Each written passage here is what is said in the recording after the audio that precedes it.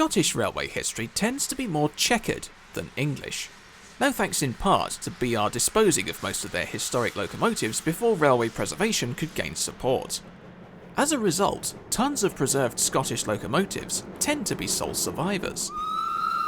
T.E. Lawrence, Haywood, introduced the F-class for the Great North of Scotland Railway in 1920.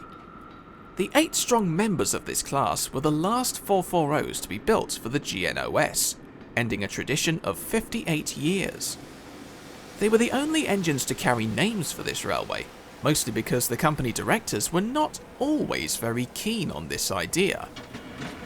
You could think of the Fs as superheated versions of the Pickersgill Vs from 1899. In terms of power, the two classes were virtually identical, and dimensionally, they were also dead ringers.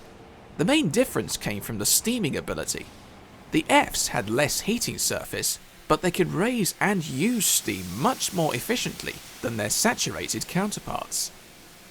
Number 49 Gordon Highlander, or the Soldier as she was nicknamed for a while, was withdrawn in July 1958 and selected for preservation as part of the Scottish Industries Exhibition.